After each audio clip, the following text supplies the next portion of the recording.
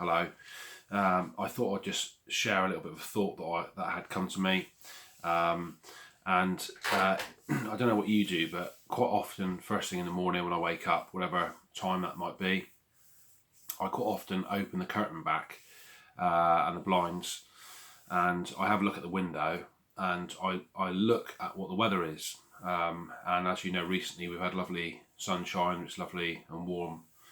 And it's almost like my approach to the day can be controlled or governed a little bit by the weather. So I can look at the window, and if it's really lovely weather, I think, oh yes, lovely, let's get outside, let's crack on. Some of my work at times is dependent on the weather. So in my workshop, I can keep the doors open when it's lovely and sunny and dry. Other times I can't. And it's as if it's as if the light and the brightness of the day, or the rain and the drizzle and the overcastness of the day, can have an effect on me before the day started. And so my thought is, what has an effect upon you? Or put it a different way, what do you allow to affect you each day? Because I think it's really important and it's worth thinking about. Because we can allow the fact that we're not working to affect us, maybe the lack of money, the lack of not being able to mingle with your work colleagues, go out to all of the high street shops and do whatever it is you do in shops. I don't do that much, or whatever. There's lots of different things that may affect your mental approach, if you like, your thoughts, your attitude towards each day.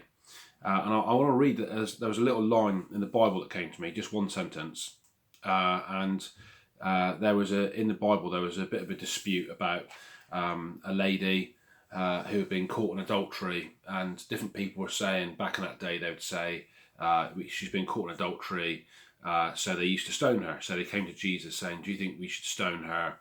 And actually Jesus said something pretty interesting. He said, so all these people were coming really ready to judge this lady and to condemn her, but Jesus didn't want to condemn her, and Jesus doesn't condemn people. But he actually said to all the group of people that were against her, he said, well, whoever of you haven't got sin, you throw the first stone. And very quickly they all dropped their stones and they disappeared. Because, the fact is that often in life, I don't think any of us are perfect. Well, in fact, the Bible tells us we're all born with sin. So sometimes we go around life pointing the finger at other people, but actually Jesus in the Bible tells us that we're all born with sin, and we all get things wrong. Even those who are Christians and following Jesus, we get things wrong, and that's why we can come to Jesus and be forgiven over and over and over again many times.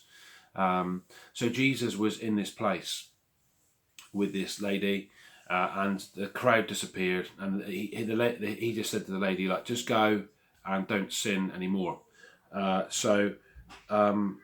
After this point, he speaks this verse, and he says quite an interesting thing. So we're talking about what is our approach to every day, and he says this in John 8, and it's verse 12. He just says, I am the light of the world. Whoever follows me will never walk in darkness, but will have the light of life. So he starts by saying, I am the light of the world.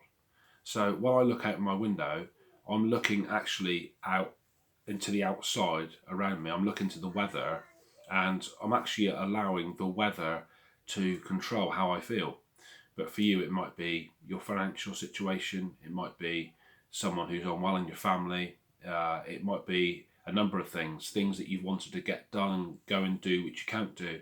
But we can allow lots of things to affect us. But yet here, Jesus says, I am the light of the world. So the Son of God, Jesus, who is alive and lives in heaven now, we can speak to and have a relationship with, he is the light of the world. So, and then so my first thought is this: we can live life knowing Jesus, and that's really our design. That's how he created us in the beginning from the Garden of Eden onwards. We were created to be friends with God. But when we're not friends with God, or we don't call out to God and want to know him, we have to find something else. And it can be as simple as the weather controlling how we feel each day, or our financial situation, or our work situation, or the problem with the car can take over. But Jesus says, I am the light of the world. And he's more or less saying, I'm the one who will illuminate you. I'm the light, and we all need, not necessarily firstly the light of the sun, although that's lovely, but to have the light of Jesus in our lives. And then he says this: whoever follows me will never walk in darkness.